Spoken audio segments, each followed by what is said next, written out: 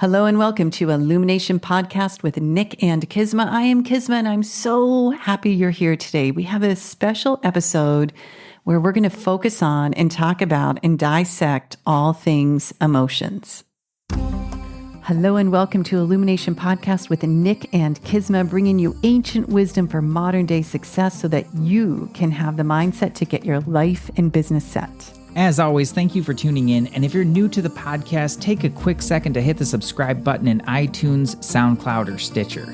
If you want to get the inside info for this and every episode, as well as some free gifts, go to illuminationacademy.net/podcasts. And now let's dive in to get your mindset for your life and business set.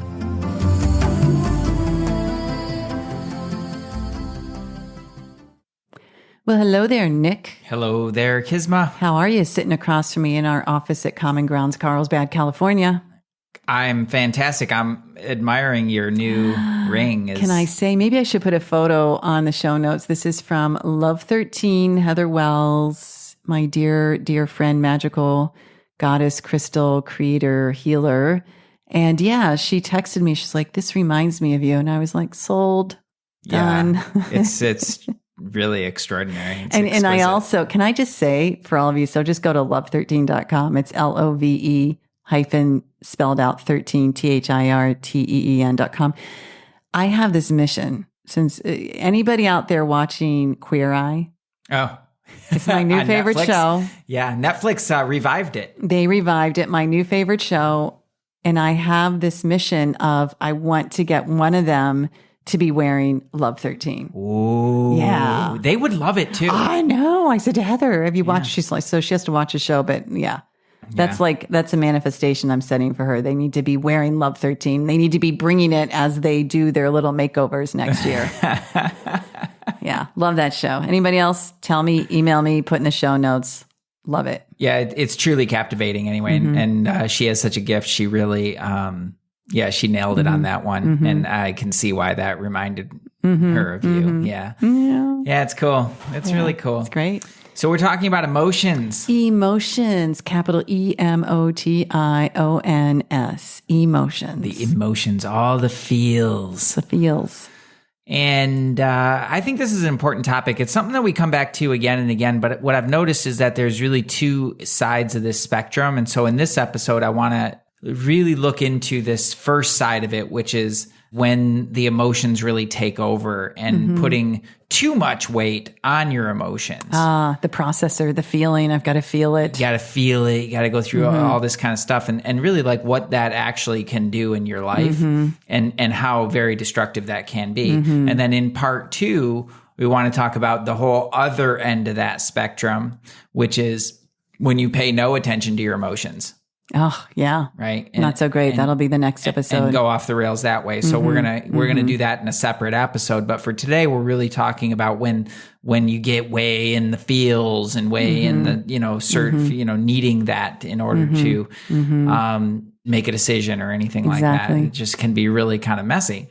You know, it reminds me too, I don't know, this has been a topic that's been really important for me for a long time.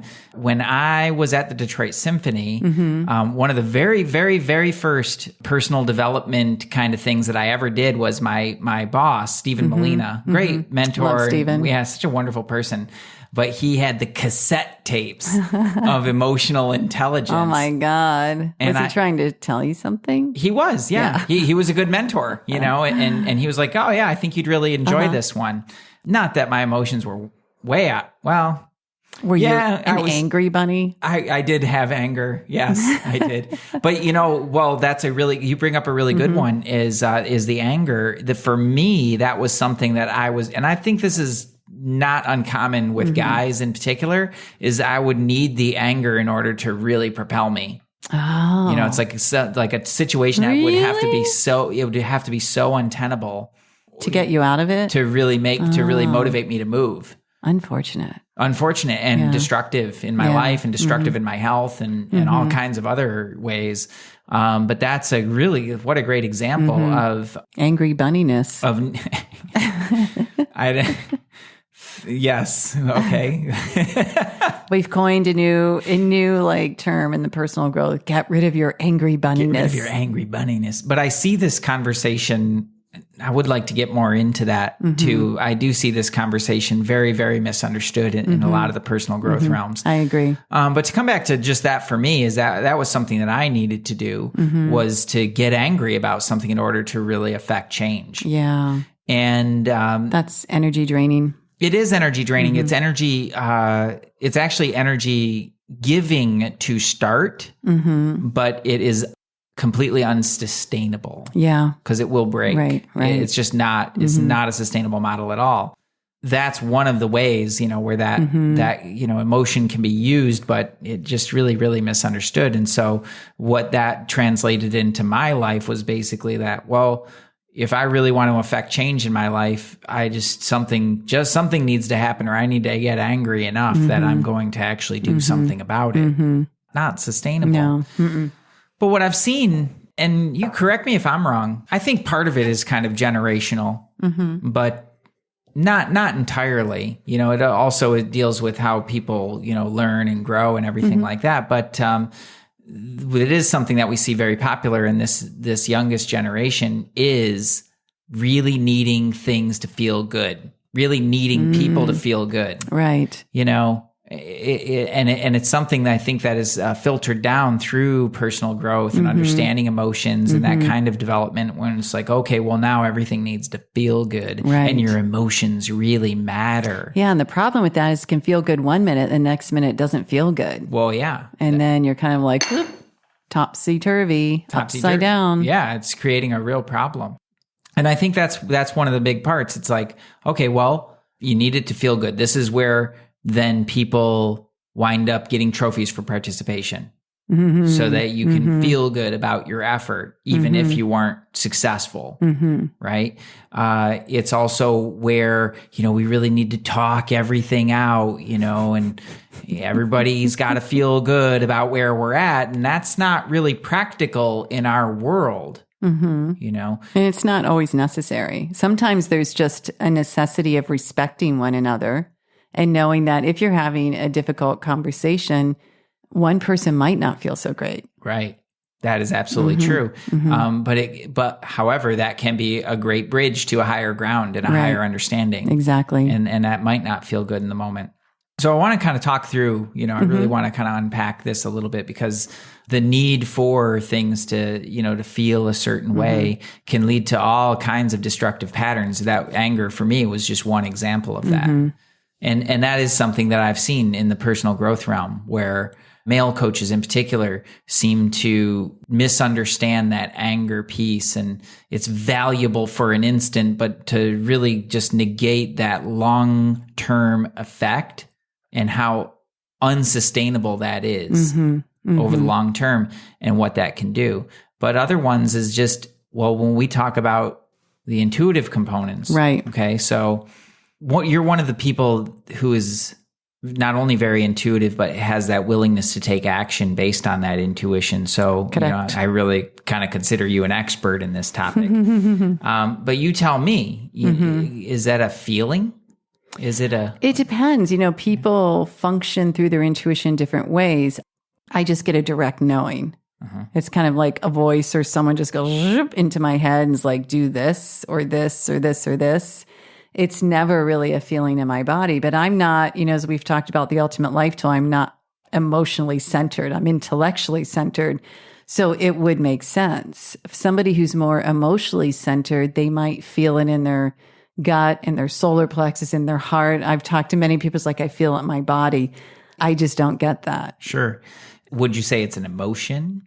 Intuition is not an emotion. It is a spiritual faculty. It is a download. It is a knowing. Yeah. Okay. And when you're acting on it, so let's take this for an example, because you've used that intuition to just guide you in so many different ways in your life. Now, when you're following one of those messages, when you're following that intuitive hit, what sort of emotions do you see come up along the way? Wow, I've never thought of it that way. I mean, I just go, and often though, when we follow the intuition, if it's a big intuitive hit, it can be a little nerve-wracking or scary. Like, am I supposed to do this? Okay, I don't know.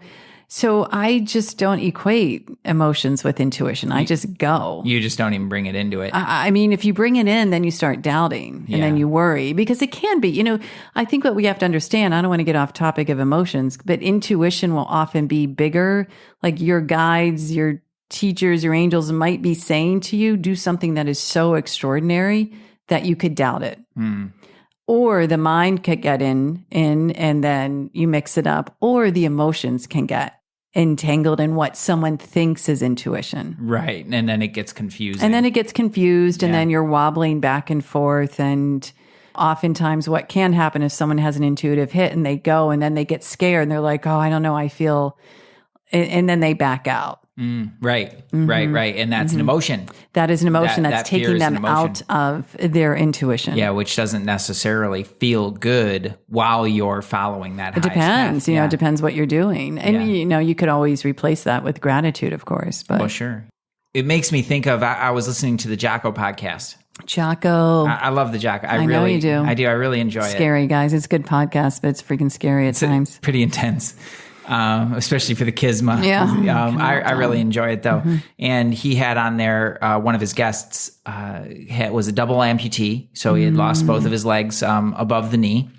I believe it was in Afghanistan. And came back, went through recovery. I'm skipping obviously major parts of the story. Work, yeah.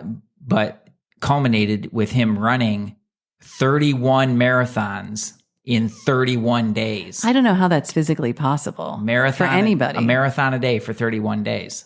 It's interesting, right? To hear him talk about it as well. That was one of the things that inspired. This was inspired by a lot of different things, but that was one of them.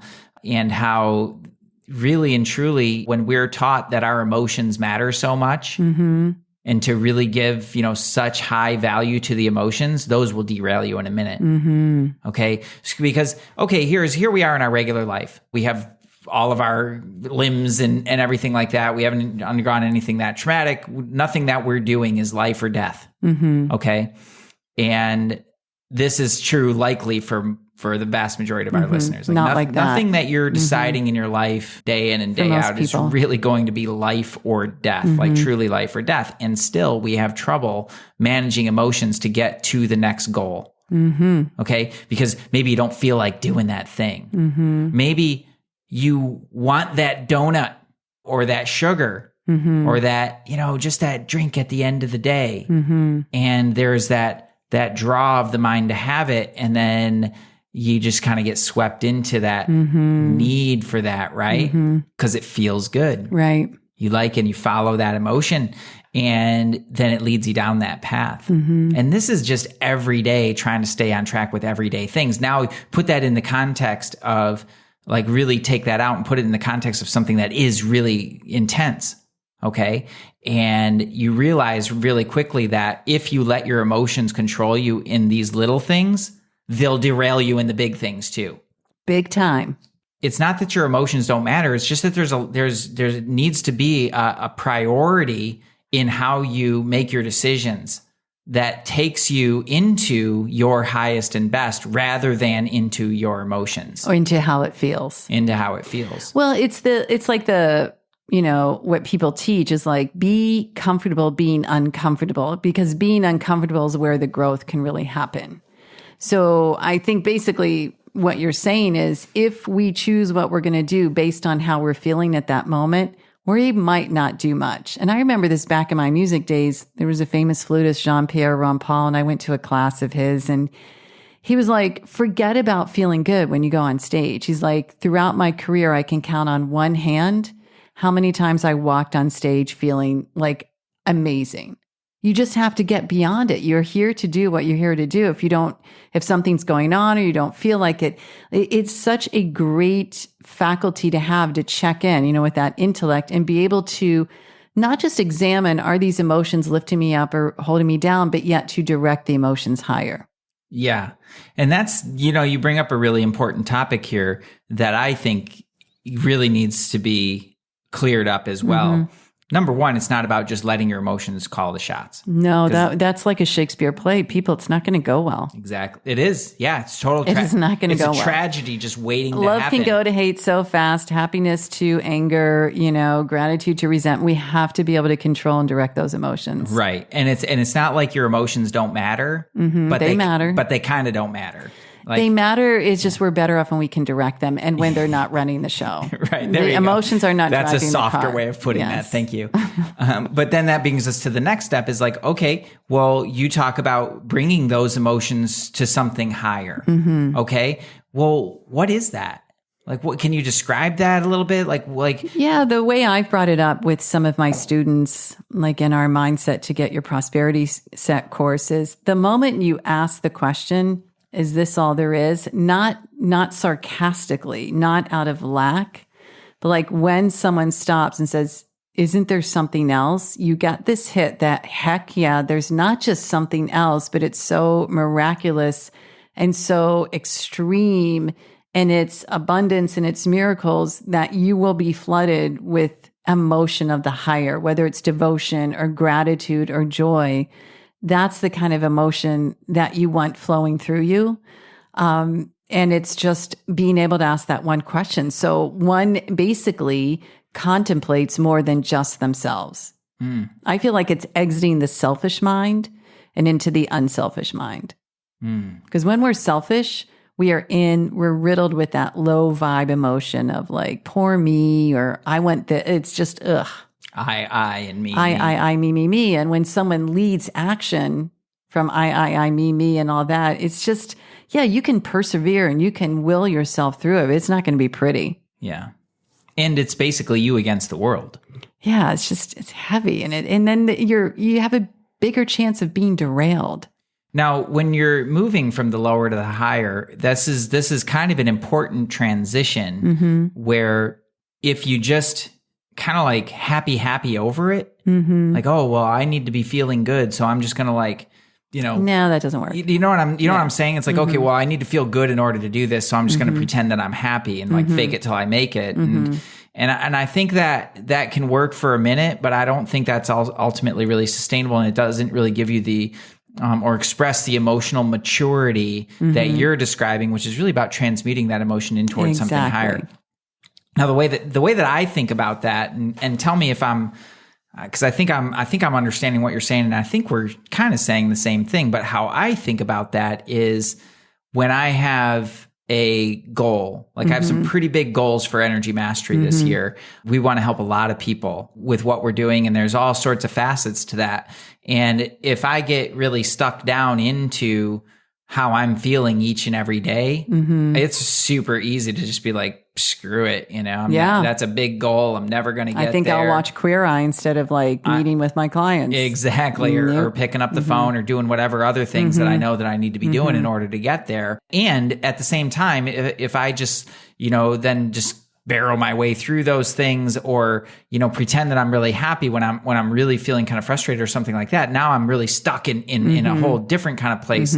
So how I think about it is that highest goal, right, is keeping one eye always on that highest goal, ideal. And also then the really and truly some of the emotions around that, which is like, that's exciting. Yeah, and joy and gratitude. Yeah. Devotion. And it lets me track towards the highest so that I can be more objective to those lower emotions. Right.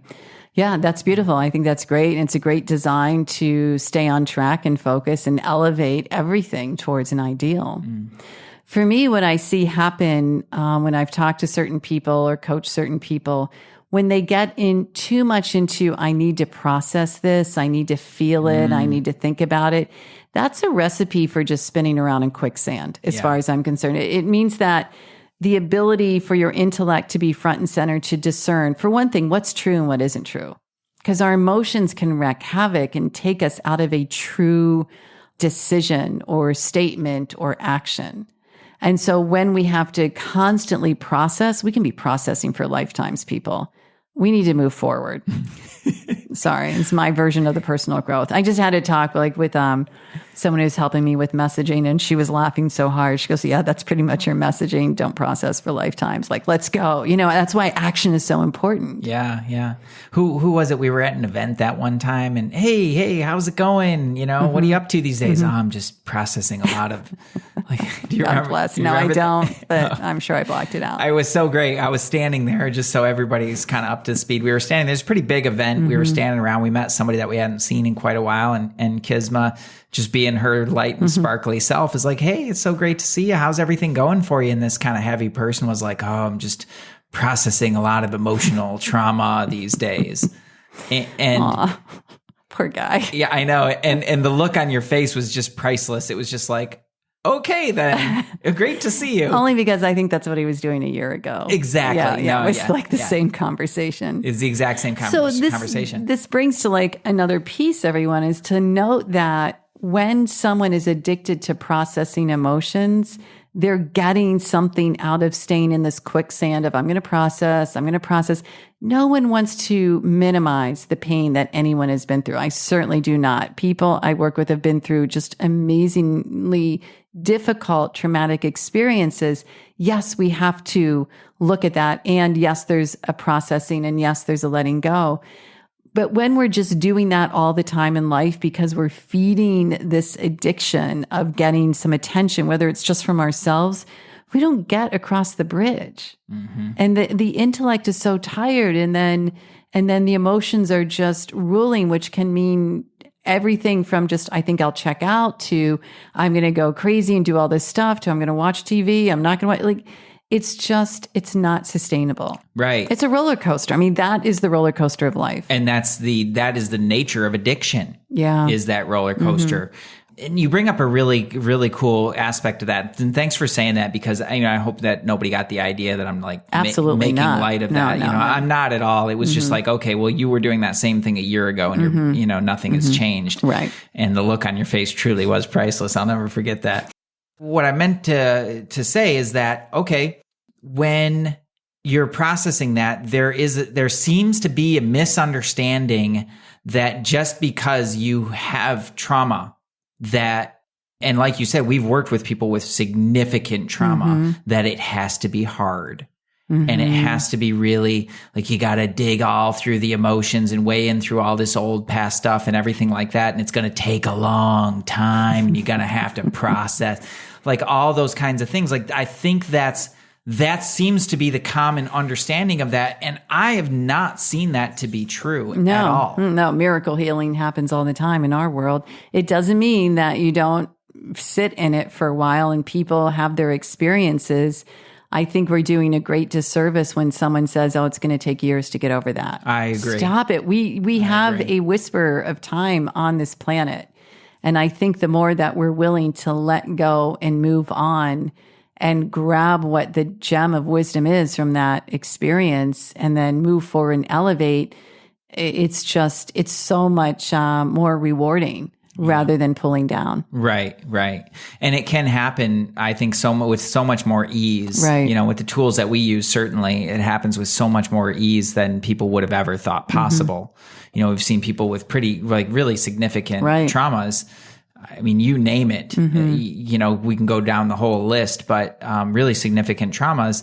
And then it just becomes not a factor in their lives. Mm-hmm. Mm-hmm. So you think about, okay, well, and it's understandable why people might not want to face that or might not really want to dive into that, or they get stuck along the way, is because there is this idea that, oh, it's going to take a long time and it's going to be really hard and everything like that. And it's it almost seems harder than just staying and keeping the trauma that you have. Exactly. Yeah.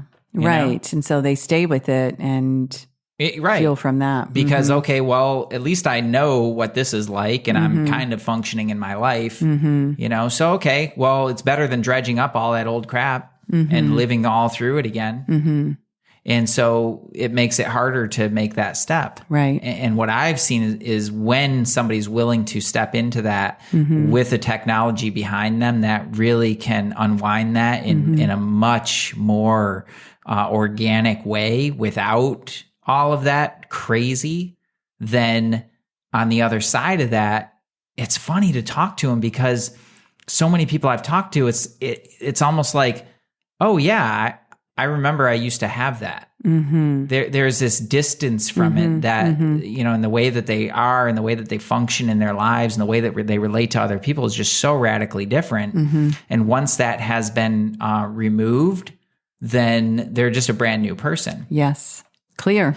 I mean, think about some of the retreats that we've led or some of the trainings that we've done where, you know, by day 2, you look at somebody at the end of day 2 and it's like, whoa, like I Different can person. see you, like your face has changed. Yes, that always does happen when a transformation happens. The face changes, the body changes, the energy changes. Yeah. And it's really fascinating how that happens. But I think you really hit the nail on the head when you talk about that addiction to that drama cycle. And, you know, for those of you listening, the way that we know this is happening is we're not leveling up our results, whether it's we desire to be more happy, we desire to be more free. If we're not getting that, we have to look at, well, what are we holding on to that is a lower vibe emotion?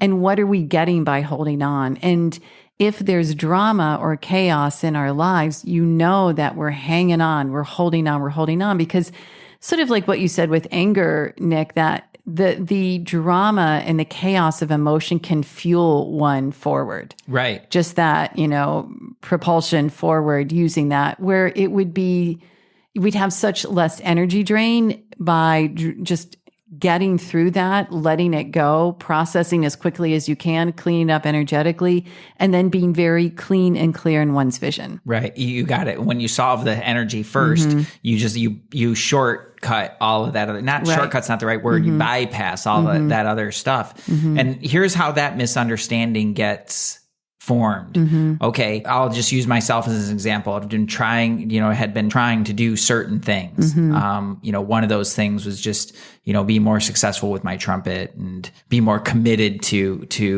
my career as a musician, rather than my career as a manager. Okay, so I tried a million different ways, and it was really difficult for me to have balance and to really stay committed to that. And finally, one day, I just got pissed off enough that I really fully committed to that. And then I was like, oh, well, that was the thing that helped me to make the change. And then my primal brain was like, okay, well, if this, then that, if then, okay, great. So moving forward, now I know that if I get angry enough, I'll be able to make a change. And so then it forms that pattern. Right. And it's the same patterns that people will run when they get sad or hurt, or they get that neediness for attention. Or fights in relationships to make up, to become closer. Exactly. Oh, I'm missing intimacy in my relationship. So I'm going to go and make a drama and make a fight so that then we can make up, and then we'll have the intimacy again. It's draining. But that's how it gets registered in the brain. Yeah. And it's not your fault. It's like, okay, well, that's exactly what your brain is just putting the pieces together. There's a whole world showing people this as well, demonstrating this. Yeah, just flip on and teaching this. any TV show, and you'll see all these patterns play out, where, the hero's going through their drama and they get to that bottom pit. Hero story, man. But it is. This is a story that has been told for eons. That is basically hardwired into our brains, right. And it is at that lower point, that rock bottom, where then they really get together, and then there's a montage, and the montage, and the hero's doing his thing, and he's getting his groove on, and like Rocky's working out, and he's going through his thing, and he's angry at the Russian dude or Apollo Creed or whoever he is. He's getting pissed off, and then he goes in there and he gets in the ring and then he does his thing. And what does he do? What does Rocky do? Right? Great hero archetype story is then he's in the ring and he's letting Clubber Lang hit him again and again. And the coach is in the corner. He's like, what is he doing? What is he doing? And then the other guy's like, well, he's getting mad. Dude, why are we talking about Rocky? Because I don't know how I got off on that tangent, but that's what it was. But that's what he needed in order to win that fight. And that's been played out again and again in a million different stories. Yeah, I guess so. So bypassing that, you really got to recognize that that's no small feat, because any great story that's ever been told really connects at an emotional level, and it uses those emotions to drive. And then it's a natural thing to understand. It's a natural conclusion to draw, I should say, that all of a sudden, okay, well, your emotions really matter. Well, your emotions actually don't matter that much for you to get to that goal. You can do it without. You can 100% the anger, without the break. You can 100% get to your goals without any emotional attachment to that or involvement. Now, when you actually get there, will you be happy? Probably not. But that's what we're going to talk in the next episode about really, understanding your emotions and repressing them along the way, because that just sets up a whole other cycle that's really destructive. Right. So it's not ignoring emotions. It's not repressing. It's just understanding what your emotions can do for you and how to manage them. And I love what you talked about. Like the thing that I really took away from this was transmuting from the lower to the higher. So when you find yourself in those lower emotions, is reconnecting with the higher, because, what I would argue back with you is like, actually, there is one emotion that really matters, and that's gratitude, because it lifts up the field. Oh, sure. Yeah. Right. Yeah. So without that, actually, one can be pretty complacent. Yeah, I agree. That being said, people can be wildly successful in their lives without any gratitude. Yeah. Is it sustainable? No. Not even close. So truly, it's like when it comes to really achieving your goals in life and doing something that has great impact in the world, somewhere along the way, emotions became really important to people, and they're really not that important in order to do that. In order to be a whole human being, yes, your emotions are important. Right. That's it's an integral part of your personality and your embodiment here in the planet. And that does need to be mastered. Right. And matured in a way. And that's what we're going to talk about more in the next episode. Yeah. For me, it's about understanding what is required to happen, not waiting to feel a certain way to do it, to take your consistent action to get your consistent results, to serve in the highest and best, and keep on living life. Yep. And if you feel like you're going to get derailed, or someone's upset you, or you've got drama, see what you can do to get beyond that, because we're really here to express and manifest and act and create. And if we're waiting around to feel a certain way or to resolve something, it just takes up precious time. It does, yeah. And this is why I think coaching and mentoring is so important, whether it's for life or whether it's for a business or a project, or whether it's for healing or for whatever it is. The coaching does have a really important role because it helps you to stay on track towards that highest and best. Absolutely. Towards that highest goal for your life. Right. But really and truly, if you're entering into a relationship like that without that goal, it's already going to be upside down. Right. Because you need something to move towards. Yes. And that helps just having that thing to move towards is really what helps to create that emotional objectivity. I love it. Cool topic. Yeah. We'll share some more tips and tools in the next episode. But for now, observe. Like really observe where it is you stop because you might not be feeling it, where it is you don't trust because you've got a little inkling of maybe worry or fear, or don't feel like you're good enough. Just like go and stay on the path of action that you're meant to be on.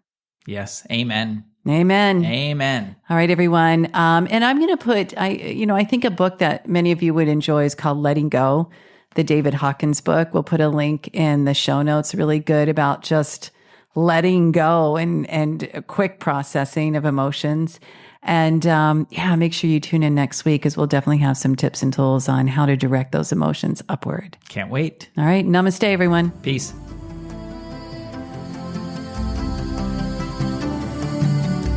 Hey, thanks for jamming with us today. And if you enjoy Illumination Podcast, please go ahead and share it with someone you love. Give us a rating, review, download our podcast. And remember, you can find us at illuminationacademy.net/podcasts. Talk to you soon. Namaste.